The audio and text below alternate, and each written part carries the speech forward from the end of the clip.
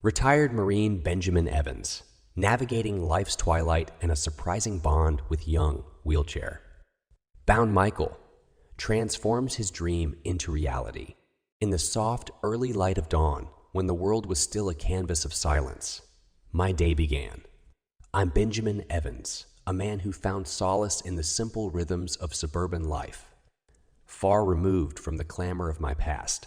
My small house, nestled on the edge of town, was modest but filled with memories, each corner telling a story of a life once lived to the fullest.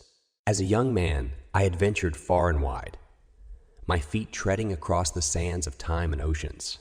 But now, in the autumn of my years, I had chosen a quieter path. My days were spent in the company of animals, my truest companions. They didn't care about the medals I had earned or the battles I had fought. To them, I was just Benjamin, the man who fed them and spoke to them in gentle tones. The world outside my window was slowly waking up. Neighbors would soon be bustling about, consumed by the daily grind. But my routine was different. I had given up the fast-paced life long ago, after my service as a Marine in the distant lands of Indochina. Those days, filled with danger and adrenaline, seemed like another lifetime now. My hands, once steady and sure on the battlefield, now shook slightly as I prepared breakfast. Age had crept upon me, a silent intruder, but my spirit remained unyielding. The kitchen, with its old-fashioned tiles and the aroma of brewing coffee, was my sanctuary in the mornings. The walls, adorned with photographs of my daughter and her family, reminded me of the passage of time and the love that endured through it all. After my wife passed away, life took a turn. I found myself drifting like a ship without a compass. The house we had shared in downtown, once filled with laughter and warmth, felt overwhelmingly empty. In a decision that surprised even myself, I gave it to my daughter and her young family, moving to this smaller place on the outskirts of town. They needed the space more than I did, and I needed a new beginning. Animals, especially dogs and cats, became my solace. I had always felt a kinship with them, their unassuming nature and unwavering loyalty resonating with my own values. My backyard, a modest patch of green, became a haven for stray and abandoned animals. I spent most of my savings on their care. Not that I minded. Lucky, a spirited dog with eyes that sparkled with mischief, had a special place in my heart. I still remembered the day I found him, a tiny puppy, abandoned in a moving pizza box near the garbage cans. He was trying to scavenge for crumbs, his tiny body shivering in the cold. From that day, I vowed he would never feel hungry or cold again. My life, though, filled with these small joys, lacked a certain purpose. I longed for something more, a reason to wake up each morning with a sense of anticipation. Leafing through the job ads in the newspaper became a ritual. Loader, no network driver. That won't work. Electrician, still not it, I muttered, squinting at the small print. It wasn't that I lacked money. I lived modestly and had enough to get by. What I sought was a role that would ignite a spark within me, something that would bring a new chapter to my life. As the sun climbed higher, casting a golden glow over my humble abode, I pondered over my life's journey. From the jungles of Indochina to the quiet streets of suburbia, I had traversed a path few could imagine. Yet, here I was, at a crossroads again, searching for a direction, a purpose that would define the next chapter of my life. Little did I know that direction was about to present itself in the most unexpected of ways. The newspaper lay forgotten on the kitchen table as I gazed out the window, lost in the tapestry of my past. My mind wandered back to the days in Indochina, a time that seemed both a distant memory and a vivid scar upon my soul. The jungles, thick and unyielding, were a world away from the manicured lawns of suburbia. Yet they lived within me, an integral part of who I had become. I remembered the young man I was, full of ideals and courage, marching into a world unknown. The camaraderie among my fellow Marines, the bonds forged in the heat of battle, were unbreakable. We were brothers in arms, united against a common foe, yet often questioning the very essence of the conflict we were embroiled in. The nights were the hardest. We huddled in foxholes, the darkness enveloping us, punctuated by the distant sounds of warfare. Those moments of quiet before the storm were when I felt most alone, my thoughts drifting to my family, to the life I had left behind. I wondered if I would ever return, if I would get the chance to hold my wife and daughter again. War changes a man. It's an unrelenting teacher of harsh truths and brutal realities. I saw things, did things that no human should ever have to. The innocence I carried into those jungles was lost, replaced by a resilience born of survival. I learned the value of life, the preciousness of every moment we are given. When I finally returned home, I was a changed man. My family saw it in my eyes, the haunted look that never quite left. My wife, God bless her soul, tried her best to understand, to help me acclimate back to civilian life. But the echoes of Indochina followed me, lurking in the shadows of my mind, rearing their heads in the quiet of the night. The loss of my comrades, the friends I had made and lost, weighed heavily on me. I found solace in solitude, often wandering the woods near our home, seeking a peace that seemed just out of reach. My daughter, young and full of life, couldn't grasp the changes in her father. Our relationship, once easy and carefree, became strained, marked by unspoken words and missed connections. Then came the day my wife passed away. It felt like the final blow, the loss of the one person who had stood by me through it all. Our house, once a haven, became a mausoleum of memories, each room echoing with her absence. I knew then that I had to leave, to find a new place where the ghosts of the past wouldn't haunt me at every turn. My daughter, now grown with a family of her own, didn't fully understand my decision to move. But she respected it, knowing perhaps that her father needed to find a new path. Our conversations, once filled with laughter and stories, became infrequent and filled with the unsaid. I missed her, but I knew this was a journey I had to undertake alone. In the quiet of my new suburban home, surrounded by the animals I'd come to love, I found a semblance of peace. But the memories of Indochina never left me. They were a part of me, etched into my very being. As I tended to the animals, I often found myself talking to them about those days, sharing stories of bravery and loss. They listened with silent understanding, their eyes reflecting a depth of empathy that soothed my weary soul. In those moments, I realized that life is a mosaic of experiences, each piece shaping us into who we are. My time in Indochina, with all its horrors and lessons, was a crucial part of that mosaic. It had taught me about the fragility of life, the importance of compassion, and the unyielding strength of the human spirit. As the day waned and the sun dipped below the horizon, casting a warm glow over my backyard, I knew that my journey was far from over. There were still paths to be walked, stories to be told, lives to be touched, and in the heart of that realization lay the seeds of a new beginning, waiting to sprout. As twilight embraced my little suburban sanctuary, the memories of Indochina slowly receded, like the ebbing tide leaving behind traces on the shore. Sitting alone in the dwindling light, a profound sense of longing enveloped me. The life I once knew had drifted away, leaving me in the quiet corner of the world, surrounded by my animals, yet yearning for something more. My daughter, Emily, often expressed her concern during our sporadic phone calls. "Dad, you need to get out more, meet people, maybe even date," she would say. Her voice a mixture of worry and affection, but she didn't understand the chasm that war had carved in my heart, the invisible barrier that seemed to separate me from the rest of the world. In my search for purpose, I turned to the classifieds, a daily ritual that became my bridge to the outside world. Each job listing was a window into a life I could have, a glimpse of a path not yet taken.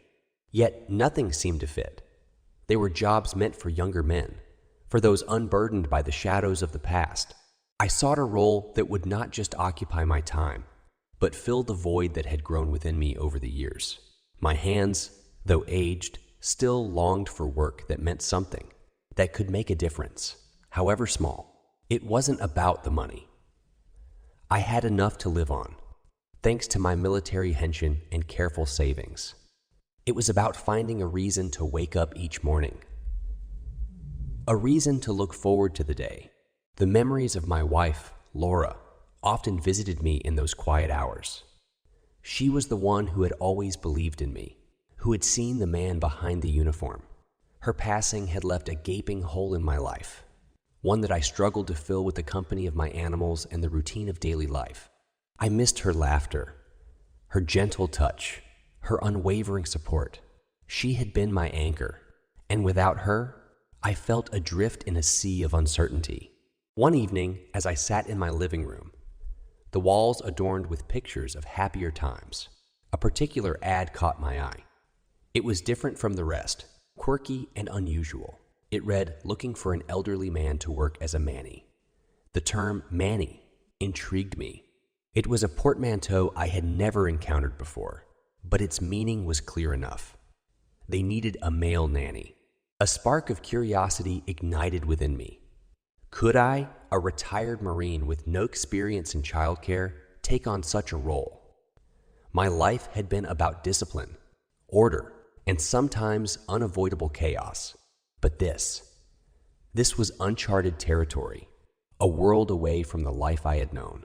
My mind raced with doubts and questions. What would my daughter think? Would I be able to connect with a child? To be of any real help?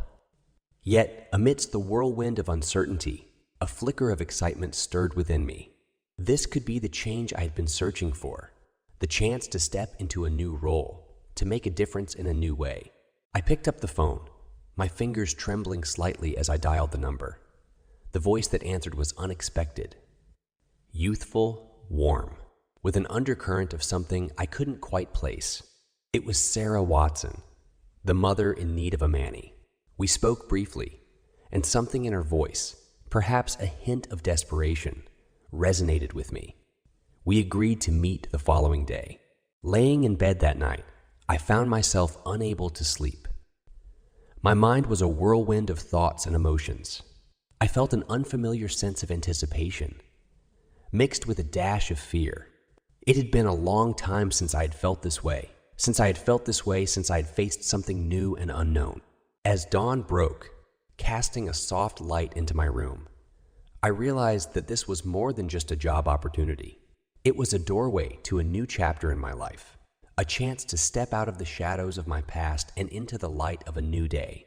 With a deep breath, I rose from my bed, ready to face whatever this new adventure had in store for me. That morning, as the sun peeked over the horizon, casting a golden hue over my humble abode, I felt a flutter of nerves in my stomach. Today was not just another day. It was the beginning of something new, something entirely out of my comfort zone. I stood before my wardrobe, pondering over what to wear.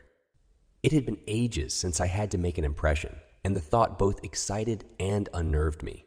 Choosing my attire felt like preparing for battle in a different kind of war, one where first impressions and soft skills were the weapons of choice. I settled on a neatly pressed shirt and a pair of slacks that weren't too formal yet conveyed a sense of responsibility and order. As I dressed, my reflection in the mirror took me by surprise. The man staring back at me was older. Yes, but there was a spark in his eyes that had been missing for far too long. Driving to the address given to me by Sarah Watson, I rehearsed what I would say, how I would present myself. My hands gripped the steering wheel tightly, a physical manifestation of the anxiety churning within me. The neighborhood was upscale, a stark contrast to the modesty of my own. Each house seemed to stand proudly, showcasing the success of its inhabitants. As I pulled up to the address, a magnificent house loomed before me. It was a symbol of affluence, a fortress of modern architecture, and for a moment, I felt like an imposter, a relic from another era lost in the present. Shaking off the feeling, I reminded myself that I was here for a reason, and I needed to see this through. I was greeted at the door by Sarah Watson herself. She was a picture of modern elegance, her business suit meticulously tailored, her demeanor exuding confidence. Yet beneath that polished exterior, I sensed a vulnerability, a hidden struggle that she masked with her poise. We sat in her living room, a space that was both luxurious and impersonal.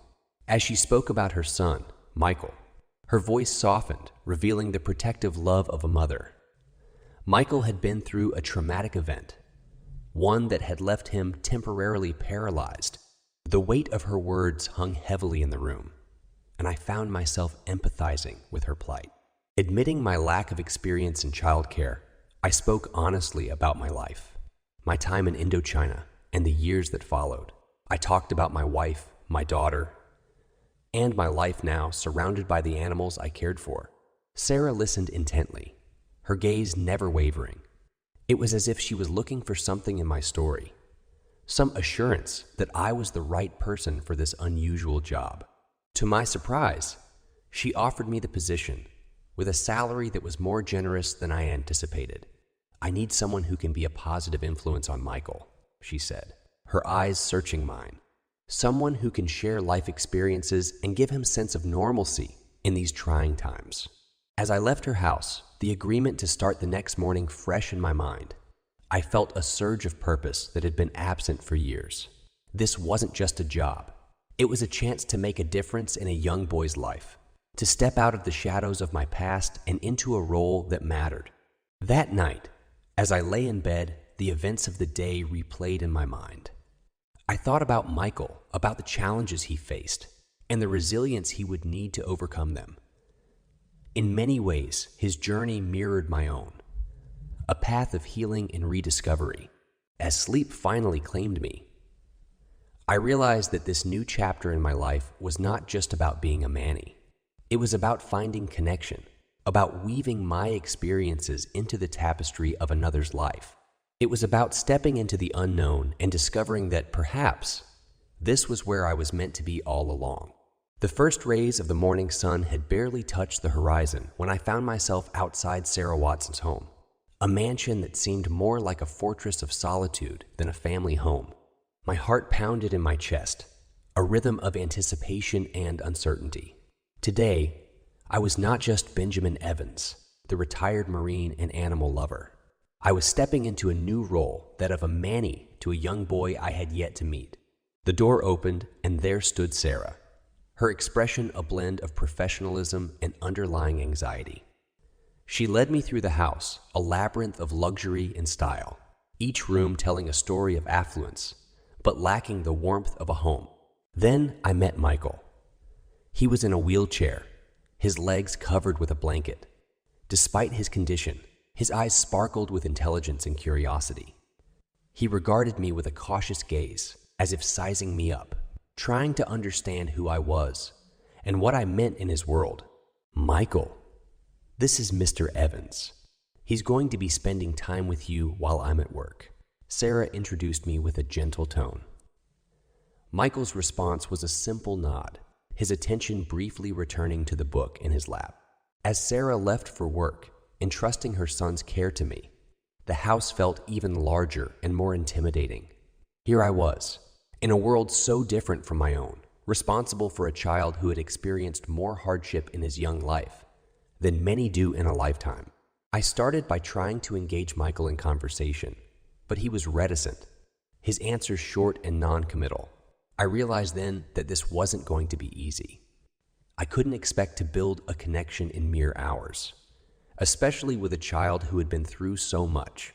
In an effort to find common ground, I shared stories of my past, of my time as a Marine, of the places I had seen, and the experiences that had shaped me. To my surprise, Michael's interest was piqued. His eyes lit up with each story, and slowly he began to open up. We talked about his interests, his love for animals, his fascination with science, and his dreams of exploring the world. I saw a spark in him, a flame that adversity had not been able to extinguish. He was a fighter, much like the soldiers I had served with, each battling their own internal wars. As the day progressed, I found myself growing fond of Michael. He was a smart, insightful boy, wise beyond his years, yet still possessed the innocence and wonder of childhood. Our conversations meandered from serious topics to playful banter, and I found myself laughing, genuinely laughing, for the first time in a long while. When Sarah returned, the look of relief and gratitude on her face spoke volumes. Michael had not been this engaged and happy in months, she told me. It was a moment of quiet triumph, a small victory in what I knew would be a long journey. As I drove home that evening, my mind was full of thoughts about Michael. I realized that this job was more than just a way to pass the time. It was a chance to make a real difference in someone's life. I could offer Michael not just companionship, but also the lessons I had learned from a life filled with both beauty and pain. Lying in bed that night, I felt a sense of fulfillment that had been absent for too long. In helping Michael, perhaps I was also healing parts of myself, parts that had been lost in the jungles of Indochina and the lonely years that followed. This was not just the beginning of a new chapter for me. It was the start of a journey that I knew would change us both in ways we couldn't yet imagine. The early morning sun cast a warm glow across the room as I prepared for another day with Michael. Each day brought a new sense of purpose, a feeling that had been missing from my life for too long. As I drove to Sarah's house, my mind wandered, reflecting on the unexpected turn my life had taken. I, a retired Marine, had become a companion and mentor to a young boy. Life, it seemed, always had surprises in store. When I arrived, Michael greeted me with a shy smile, a marked change from the reserved child I had first met. Our days had settled into a comfortable routine. Mornings were spent with lessons and reading, which then transitioned into activities that we both enjoyed. I was surprised to find that I looked forward to these moments, to the sound of Michael's laughter, to the insightful questions he asked, and the stories he shared. It wasn't just about keeping Michael occupied. It was about connecting with him, about understanding his world, and letting him into mine. We shared stories and dreams, fears and triumphs. He was curious about my time as a Marine, asking questions that made me delve into memories long buried. In turn, I learned about his passions, his love for animals, and his fascination with the stars. One day, while we were in the garden, Michael asked about Lucky, my dog. His face lit up with excitement at the thought of meeting him. I saw an opportunity to bring a piece of my world to him, to share something that was dear to me. With Sarah's permission, I brought Lucky the next day. The moment Lucky bounded into the garden, Michael's face broke into the widest smile I'd seen yet. The joy in his eyes as he stroked Lucky's fur was a sight to behold. It was more than just a boy meeting a dog. It was a moment of pure, unadulterated happiness, a moment that transcended the challenges he faced. Our days were not without their challenges, however. There were moments of frustration, times when the reality of his condition seemed to weigh heavily on him. But these moments were countered by instances of triumph. No matter how small, each smile, each laugh, each step forward was a victory. As time passed, I noticed a change in both Michael and myself. He was becoming more open, more willing to engage with the world around him. And I, who had been content in my solitude, found a renewed sense of connection, a feeling of being part of something greater than myself. In those days, I learned as much from Michael as he did from me. He taught me about resilience, about facing challenges with a brave face and a hopeful heart. He reminded me that life, despite its trials, was full of beauty and wonder. Our relationship was evolving, growing deeper with each passing day. It was no longer just about filling the hours. It was about building a bond, about becoming a part of each other's lives. In Michael, I saw a reflection of the young man I once was, full of dreams and aspirations. And in me, I hoped he saw a figure of stability and understanding, someone who could guide him through the turbulent waters of life. As I drove home each evening, the setting sun casting long shadows on the road, I reflected on the day's events, the laughter, the conversations, the moments of quiet understanding. They all wove together to create a tapestry of experiences that enriched my soul. Lying in bed at night, I realized that this experience was healing me in ways I hadn't anticipated. It was mending the frayed edges of my spirit, bringing light to the darker corners of my heart. In helping Michael navigate his journey, I was rediscovering parts of myself that I thought were lost forever. This unlikely bond, formed under the most unexpected of circumstances, was a testament to the transformative power of connection, of empathy, and of shared humanity. As autumn painted the leaves with shades of orange and red, my days with Michael blossomed into a season of shared stories and mutual learning.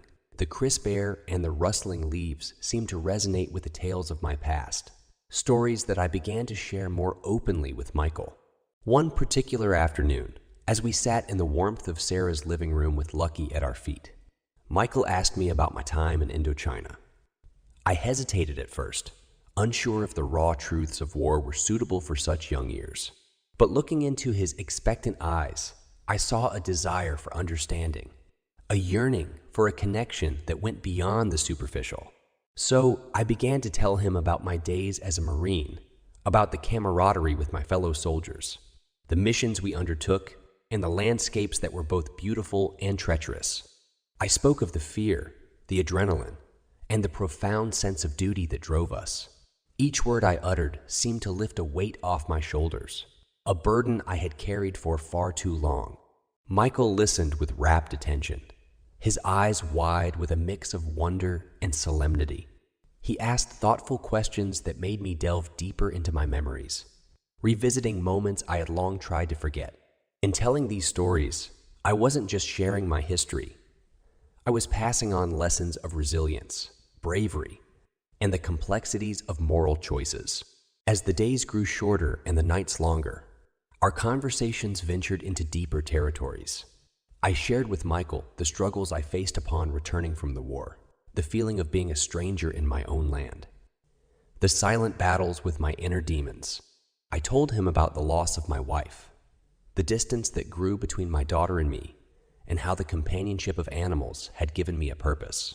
These confessions, raw and unguarded, seemed to create an invisible thread that connected us. Michael, in his own way, began to open up about his fears and insecurities.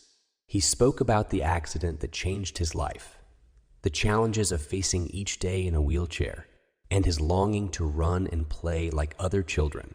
Our bond strengthened with each shared story, each shared silence. It was as if our respective journeys, his just beginning and mine nearing twilight, intersected at a point of profound understanding. In him, I saw a young soul grappling with the cards life had dealt him, yet facing each day with a bravery that humbled me.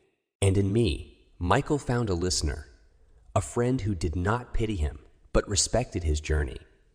I didn't offer him empty platitudes or false hope. Instead, I offered my experiences, my understanding, and my presence, a testament to the fact that while life can be incredibly harsh, it can also be survived with dignity and strength. One chilly evening, as we sat watching the sunset, Michael turned to me and said, "Mr. Evans, you're like the grandpa I never had." Those words, simple yet profound, struck a chord deep within me. They were an affirmation that this unexpected path I had chosen was perhaps the most meaningful one of all. Lying in bed that night, I realized how much Michael had changed me. In helping him find his way, I had rediscovered my own. The stories of my past, once a source of pain and regret, had become a bridge between two souls, a bridge that helped us both to heal and grow. In the tapestry of life, our stories were now forever intertwined, each thread a testament to the power of sharing, the strength found in vulnerability, and the remarkable resilience of the human spirit. The days turned brisk, and the leaves in Sarah's garden danced to the rhythm of the autumn wind, painting a mosaic of gold and amber around us. In this season of change, Lucky, my loyal canine companion, became more than just a pet to Michael and me. He transformed into a symbol of hope and resilience. Lucky's presence had a profound effect on Michael. The dog's boundless energy and unwavering affection seemed to fill the house with a new life, a stark contrast to the silence that once dwelled within its walls. Each day, as Lucky greeted Michael with uncontained enthusiasm, I saw a light ignite in the boy's eyes, a light that had been dimmed by the shadows of his ordeal. I often caught Michael talking to Lucky, sharing his thoughts and dreams as if the dog could understand every word. And in a way, I believed Lucky did.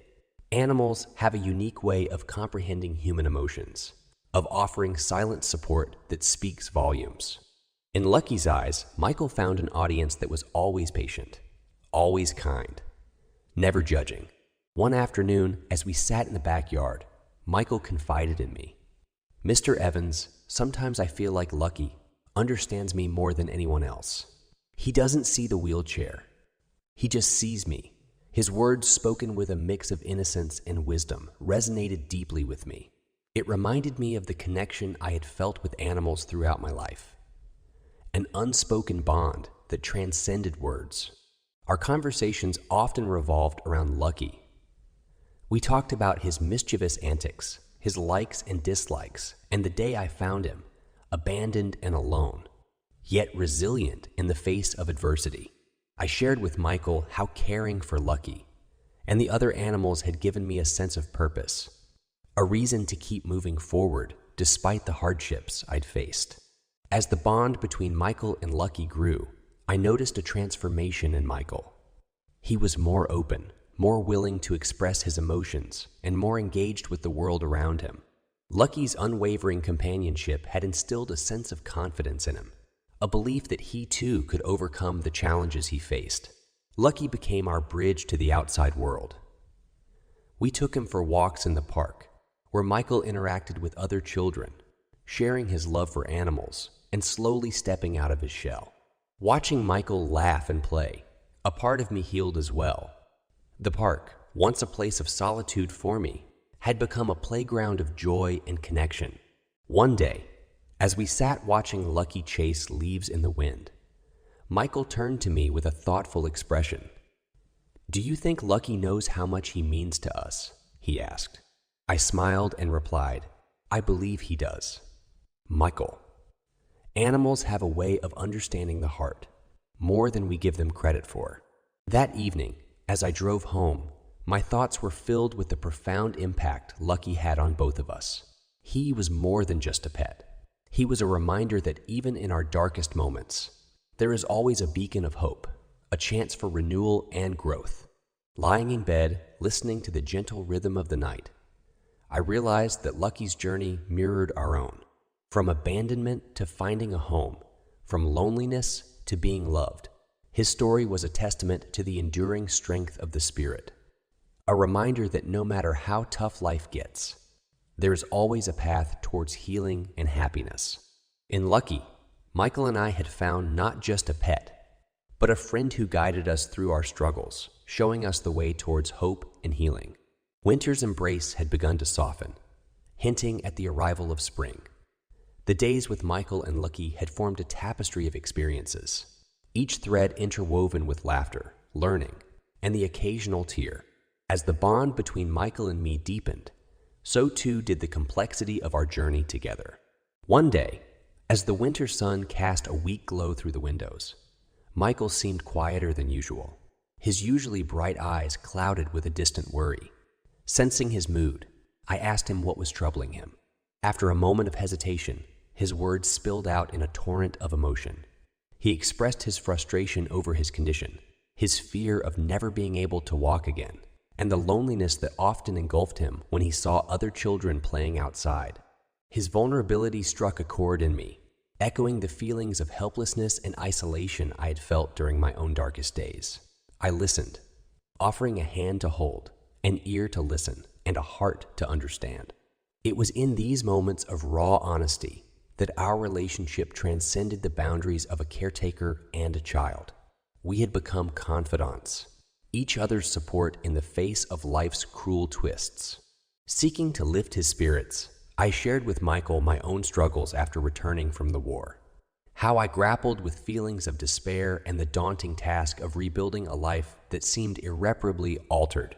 I spoke of the importance of hope and the strength that comes from facing our fears, not as insurmountable obstacles, but as challenges to be overcome. As the days grew warmer, I introduced Michael to new activities that we could enjoy together. We started a small garden in the backyard, where he could feel the soil in his hands and see the fruits of his labor blossom. It was a physical reminder that, just like the seeds we planted, he too had the potential to grow and overcome the challenges he faced. One particularly sunny afternoon, we had a breakthrough. Michael, who had been receiving regular physiotherapy, showed signs of improvement in his mobility. The joy on his face as he managed to move his legs slightly was a sight to behold. It was a small step, but a significant one, symbolizing the triumph of perseverance and hope. Sarah, witnessing this progress, was overjoyed. The relief and gratitude in her eyes spoke volumes. Her son was finding his way back, one day at a time, and she saw that my presence played a part in this journey. Our relationship, too, evolved from a mere employer-employee dynamic to one of mutual respect and appreciation. In these moments of triumph, however, we also faced setbacks. There were days when Michael's progress seemed to stall, when the light of hope flickered and dimmed. On such days, Lucky's unwavering presence provided a comfort that words could not.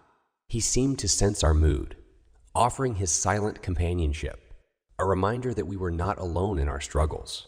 It was during one of these challenging days that I realized the profound impact Michael had on me. As I comforted him, assuring him that setbacks were a part of the journey, I found myself drawing strength from my own words. Michael, in his resilience, had become my beacon of hope, reminding me of the indomitable spirit that resides within us all. As spring gave way to summer, our days were filled with a mix of challenges and triumphs, each experience enriching our lives in ways we could never have imagined. We learned to celebrate the small victories, to face setbacks with courage, and to find joy in the simple moments.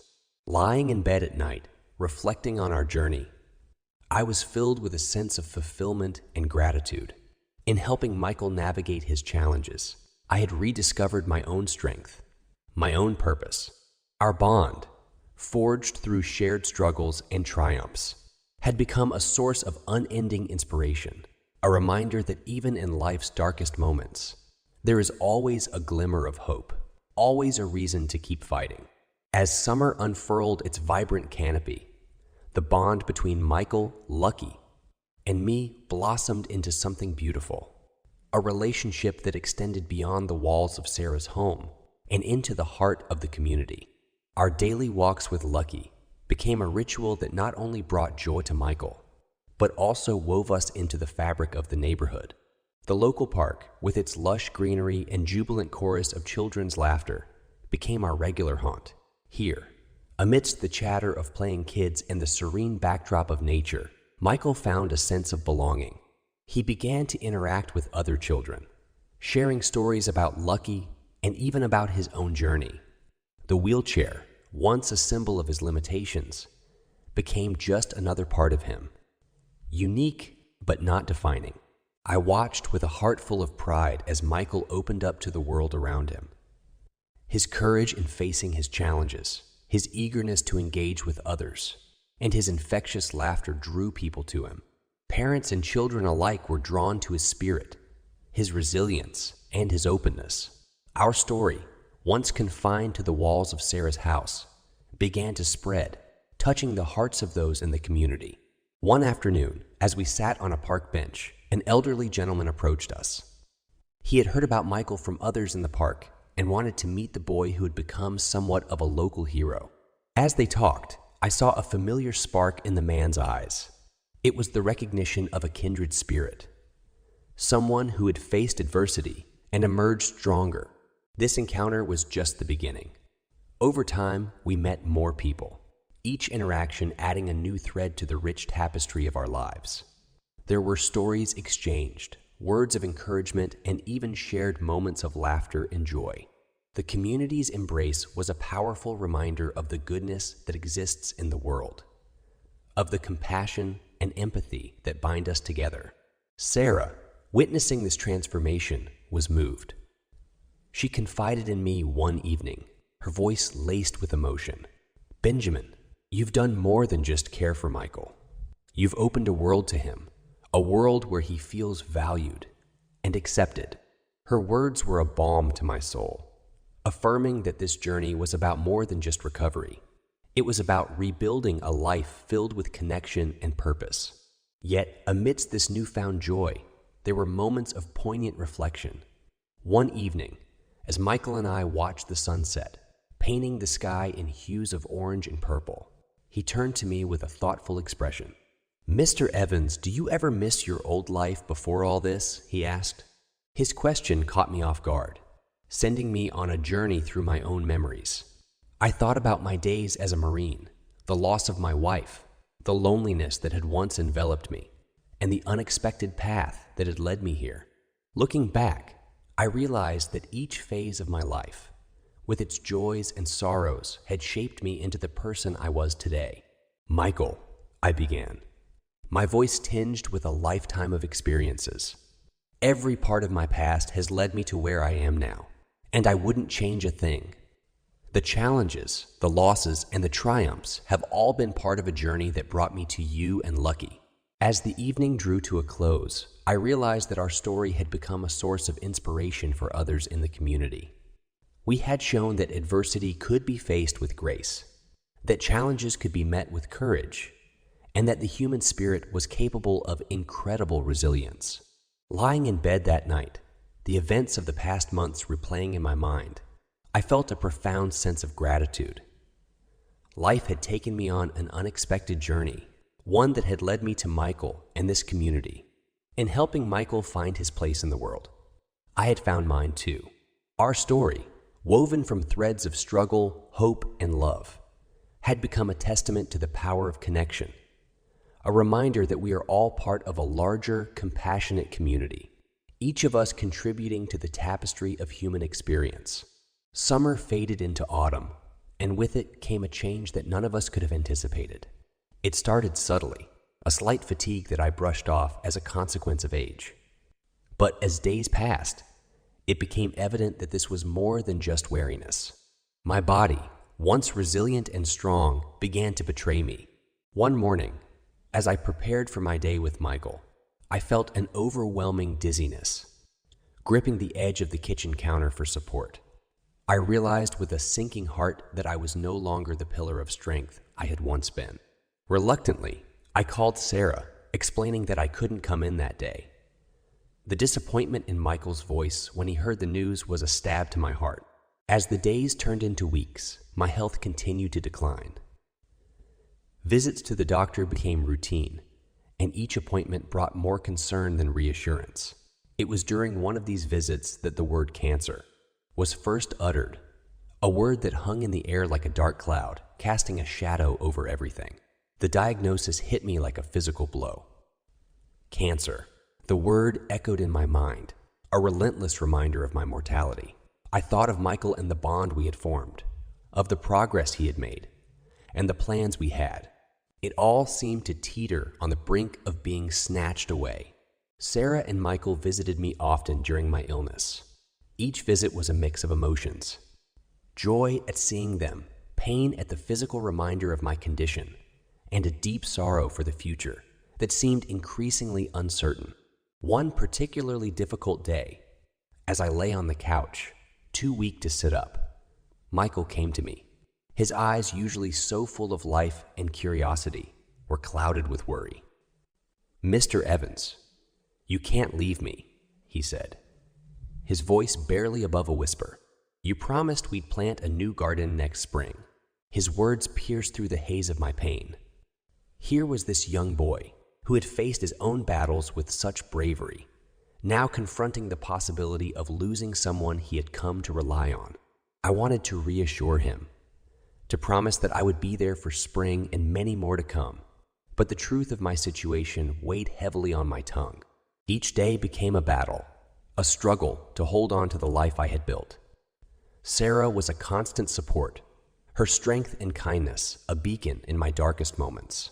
She managed to balance her responsibilities with her care for me and Michael, a testament to her resilience as a single mother and a compassionate human being. During one of my better days, Michael and I sat in my small garden, Lucky lying at our feet. We didn't speak much. The silence was a comfortable blanket, wrapping around us in mutual understanding. As we watched the sunset painting the sky in brilliant colors, I realized that this moment was a gift. In the face of my illness, each second became precious. Each shared experience, a treasure. Lying in bed that night, a mix of pain and medication clouding my thoughts, I reflected on the journey life had taken me on. From the battlefields of Indochina to the quiet streets of this suburb, from the depths of loneliness to the warmth of the bond I shared with Michael, my life had been a tapestry of highs and lows. Cancer, as daunting as it was, had brought a new clarity. It made me see the beauty in the everyday, the importance of connections, and the enduring strength of the human spirit. As I drifted into a fitful sleep, I held on to the hope that I would see another spring, that I would be there to plant that garden with Michael and watch as life, in all its resilience, bloomed around us once again. The chill of winter was setting in, a stark contrast to the warmth of hope that had begun to kindle within me. Despite the grim prognosis, the cancer treatment was showing signs of progress. There were good days and bad, but each morning I woke up was a victory, a testament to life's stubborn persistence. One such morning, as the first snowflakes of the season began to gently carpet the world outside, something miraculous happened. I was sitting in my living room, a blanket draped over my knees, watching Michael maneuver his wheelchair with the effortless grace he had mastered over the months. Lucky was at his side, as always, a faithful companion in every moment. As I watched them, a wave of sadness washed over me, a deep longing to see Michael walk again, to see him run and play like the other children. It was a wish I had often made in the quiet of my heart, a silent prayer to whoever might be listening. Suddenly, Michael stopped and looked towards me, his eyes reflecting a determination that I'd come to know so well. Then, slowly, with a steadiness that belied the trembling of his limbs, he began to push himself up from the wheelchair. It was a moment suspended in time, a heartbeat stretched into eternity. "Mr. Evans," he called out, his voice a mix of excitement and concentration. "Look, I'm standing." I could hardly believe my eyes. There he was, Michael, the boy who had been confined to a wheelchair for so long, taking his first tentative stand. It was more than just a physical act. It was a triumph of will, a defiance of the limitations that had been imposed on him.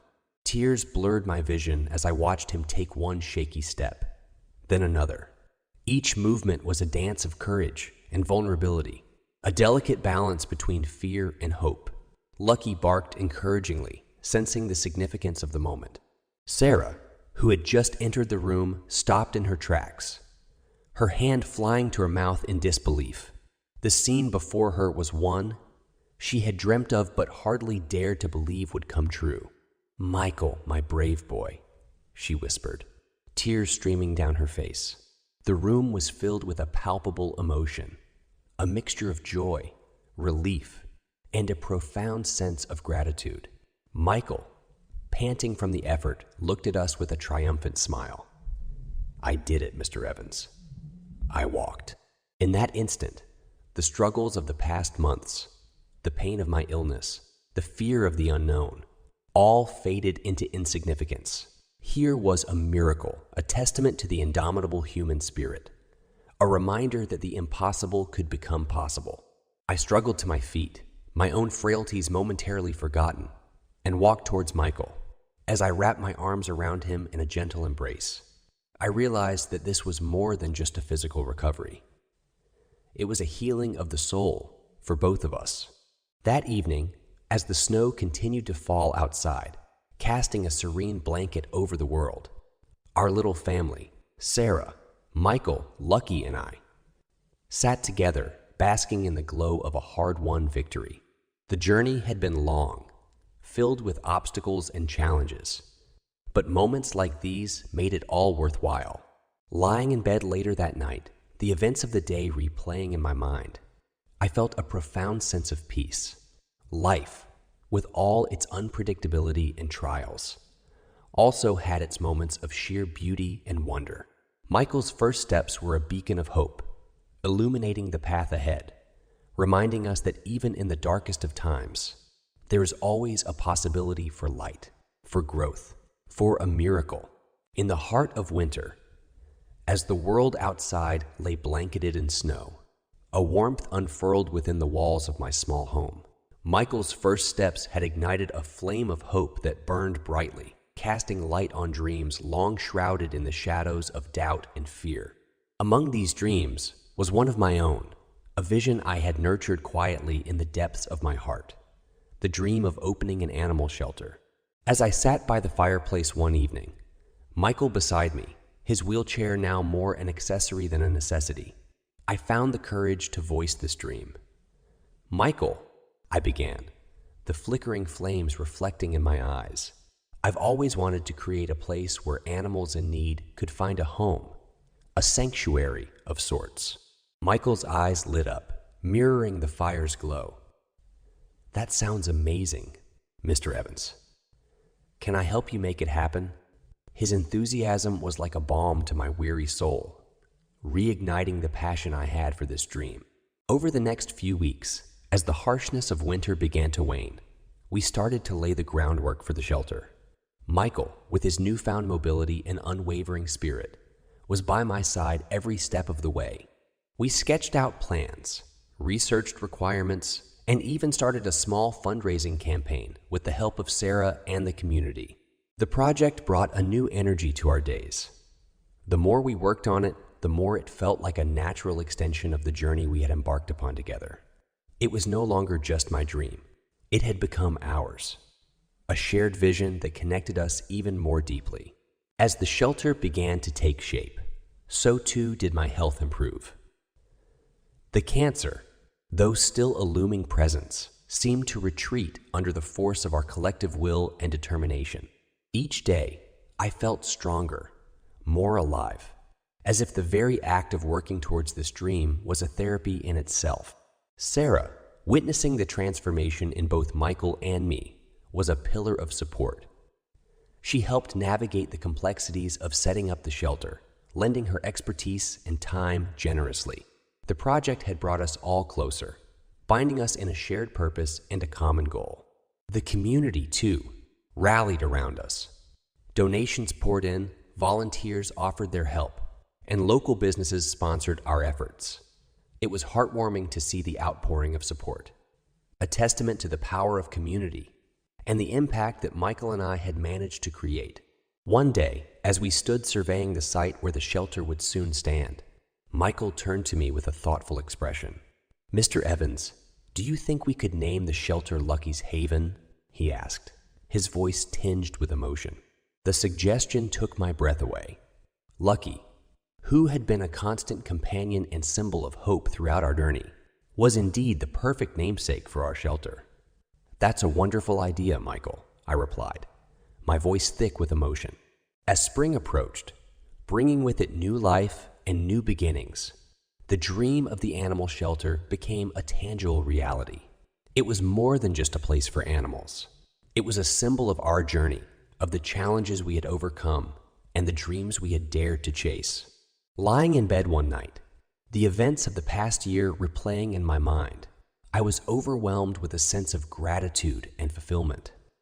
Life had thrown curveballs, but it had also presented opportunities for growth, for healing, and for realizing dreams that once seemed unattainable. In Michael, I had found not just a friend, but a partner in this journey. Together, we had navigated the storms of life, emerging stronger and more determined. Lucky's Haven was not just a testament to our resilience. It was a beacon of hope, a place where dreams, no matter how buried or forgotten, could find a way to flourish and come to life. Spring arrived with a flourish, its arrival marked by the blooming flowers and the chirping of birds, heralding a time of renewal and growth. The construction of Lucky's Haven was well underway, each brick laid and every nail driven symbolizing our journey from despair to hope, from dreams to reality. As the shelter took shape, so did the changes in our lives. Michael, now walking with only the slightest assistance, exuded a confidence that was both inspiring and heartwarming. His laughter, once a rare melody, had become the soundtrack of our days. Sarah, witnessing her son's transformation and the realization of our shared dream, glowed with a happiness that radiated from her like sunshine. The community's involvement in Lucky's Haven had created a bond that went beyond mere acquaintance. We were no longer just neighbors. We were a family, united by a common cause and shared experiences. The shelter had become a symbol of communal spirit, a testament to what can be achieved when hearts and hands come together. In the midst of this bustling activity, my health, although still a concern, had taken a backseat. The joy and fulfillment I found in working on the shelter, coupled with the love and support from Sarah, Michael, and the community, had given me a strength I hadn't known I possessed. It was as if the act of giving back, of creating something meaningful, had a healing power of its own. One day, as we stood amidst the nearly completed shelter, I took a moment to reflect on the journey that had brought us here. The sight of Michael chatting animatedly with the workers, Lucky at his side, was a vivid reminder of how far we had come. From the depths of despair to the peaks of triumph, our path had been strewn with obstacles. Yet here we were, stronger and more united than ever. As we prepared for the grand opening of Lucky's Haven, the excitement was palpable. The shelter was not just a sanctuary for animals. It was a beacon of hope, a place where second chances were given and lives were transformed. The opening day arrived, a perfect spring day with clear blue skies and a gentle breeze. The community gathered, their faces beaming with pride and joy. Sarah and Michael stood beside me, their hands in mine, as we cut the ribbon to officially open the shelter. The crowd cheered, and as I looked around at the faces of friends, neighbors, and volunteers, I was overwhelmed with emotion. This was more than I had ever dreamed of, a moment of triumph, not just for me, but for all of us. In the days that followed, Lucky's Haven became a hub of activity. Animals once homeless and unloved found refuge and care within its walls. Each adoption, each happy ending, was a reminder of the power of compassion and the difference one can make in the lives of others. As I watched the shelter thrive, I realized that this was my legacy, a tangible representation of the love, resilience, and perseverance that had defined my life. But more than that, it was a legacy of the relationships I had formed, of the lives I had touched and the lives that had touched mine. Lying in bed at night, the quiet of the house around me, I would often think about the journey that had led me here. From the battlefields to the quiet streets of suburbia, from the loss of my wife to the bond with Michael, every step had been a chapter in a story of transformation and renewal. In Michael, I had found not just a friend, but a source of inspiration, a young boy who had taught me about the strength of the human spirit. In Sarah, I had found a companion who had stood by me through thick and thin, her support unwavering. And in Lucky's Haven, I had found my purpose, a cause that had given my life a new meaning.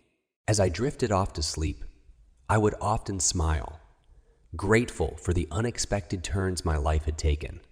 In the twilight of my years, I had found a new beginning, a chance to make a difference, and a reminder that it's never too late to pursue your dreams and leave a mark on the world. The rhythm of life at Lucky's hadn't settled into a harmonious blend of busy days and peaceful moments.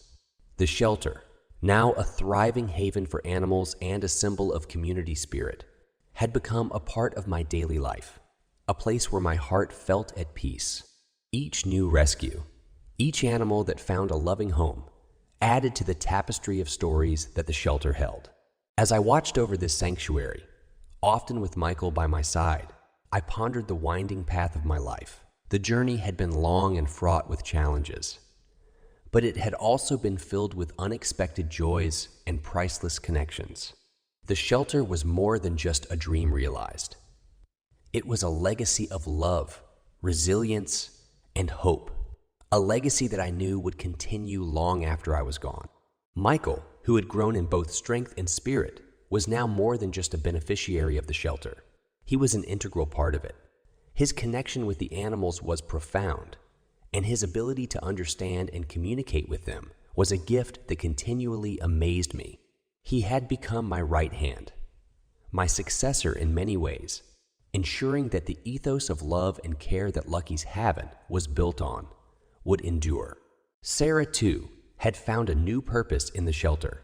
Her business acumen and compassionate heart had been instrumental in its success, and her presence had become essential to its daily operations. Together, we had formed a family, bound not by blood, but by shared experiences and a common goal. One evening, as we closed the shelter for the day, Michael approached me with a serious expression. "Mr. Evans," he began, "I've been thinking a lot about the future. I want to continue what we've started here, to make sure that Lucky's Haven keeps helping animals and people for many years to come." His words filled me with a mixture of pride and emotion. To hear Michael speak of the future, of plans and dreams, was a stark contrast to the boy I'd met all those months ago.